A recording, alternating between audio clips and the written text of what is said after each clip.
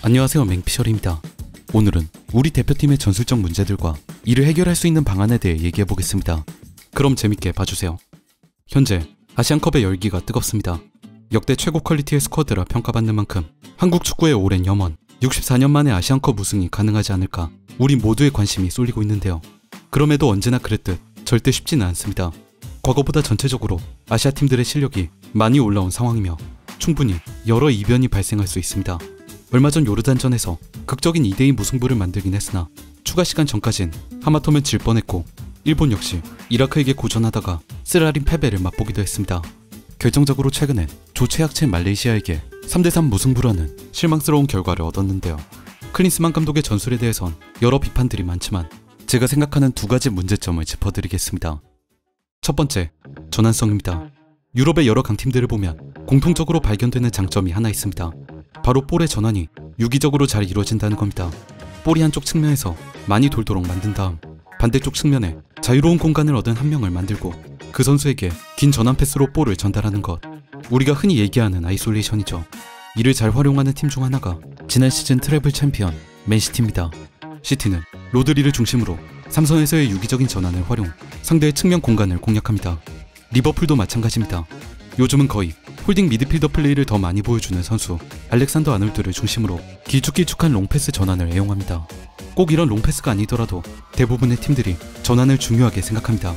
측면에서 윙포워드나 풀백이 볼을 소유하고 있을 때 삼선의 선수가 비교적 뒤쪽에서 대기하다가 볼을 받아주고 짧은 패스로 중앙, 반대쪽 측면을 향해 점진적으로 전환을 이뤄냅니다. 지금 대한민국 대표팀에서 제일 아쉬운 부분이 이 전환성입니다. 현재 클린스만은 다소 극단적으로 공격 진영에 많은 선수를 배치하고 있습니다. 4-4-2 포메이션을 기반으로 투톱인 손흥민, 조규성은 물론이고 양쪽 측면 미드필더와 풀백들의 오버래핑, 여기에 최근에 미드필더인 황인범 선수까지 위로 올려보내며 거의 5명에서 7명 가까운 숫자의 공격 자원을 운용하는데요. 현재 우리 대표팀의 퀄리티가 다른 아시아 팀들보다 우월하고 이런 점을 적극 활용하기 위해 공격에 많은 선수를 투입하겠다는 이유는 알겠지만 이 경우 우리 미드필더 지역의 두께가 너무 얇아집니다. 현대 축구에서 그토록 중요시하는 삼선의 플레이가 절대 나올 수 없는 전술입니다.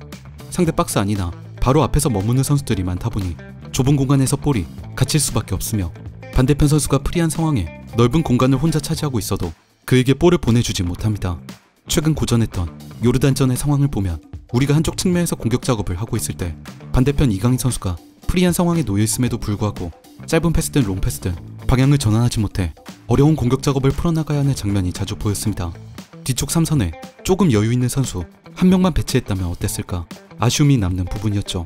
만약 우리가 삼선에 좋은 패스 능력을 갖춘 선수를 배치하면 어떤 장점이 있을까요? 우선 대표팀의 최고 강점인 측면 자원들 손흥민, 이강인, 황희찬과 같은 선수들의 능력을 극대화시킬 수 있습니다. 우리가 볼 소유권을 유지한 채 방향을 유기적으로 전환할 수만 있다면 아까 말씀드렸던 아이솔레이션의 이점을 활용하는 게 가능해지며, 또한 상대 수비가 이를 따라가려다 중앙의 간격이 벌어질 경우 조규성 선수의 공격도 터질 수 있습니다. 1선, 2선의 선수를 많이 배치하는 게 팀의 공격력을 살리는 유일한 방법은 아닙니다. 한 발 물러선 여유있는 시야를 가진 선수를 뒤에 배치할 때 오히려 팀의 공격이 예리해지기도 합니다. 한 경기 한 경기가 중요한 토너먼트 경기에선 이런 신중한 플레이가 더 필요해질 겁니다. 두 번째, 수비력입니다.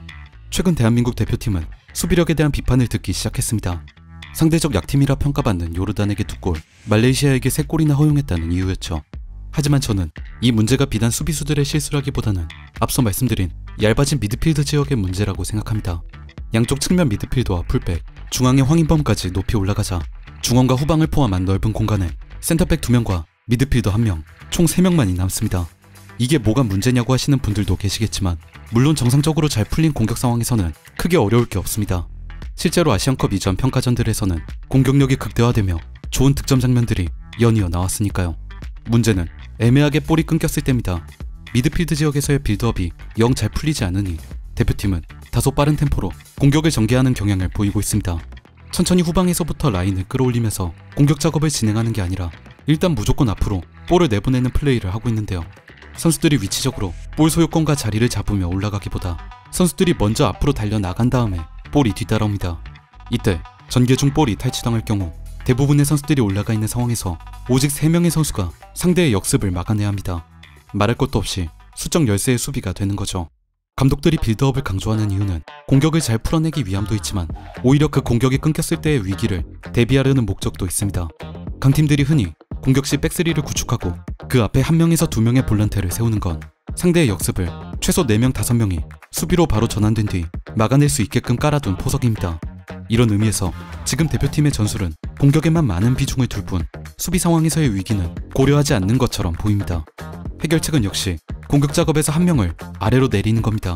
풀백을 1명, 공격 작업에서 제외시킨 후 백스리를 구축해 기존 미드필더 1명을 포함 4명을 아래에 두거나 혹은 앞쪽 다른 미드필더의 공격 가담로를 조금 내려놓게 만들어 중원 숫자 2명을 유지하는 방법이 있습니다.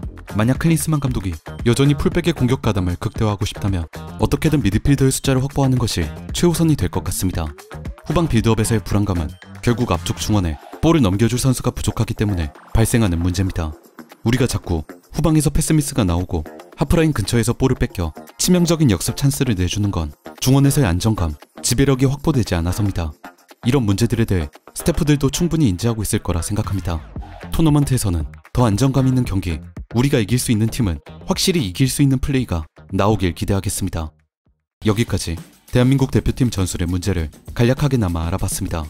우리 대표팀은 정말 열심히 잘해왔습니다. 한국 축구 팬 중 한 사람으로서 우리의 오랜 염원, 아시안컵 우승을 선수분들이 꼭 이루어주기를 간절히 바랍니다. 그럼 지금까지 맹피셜이었습니다.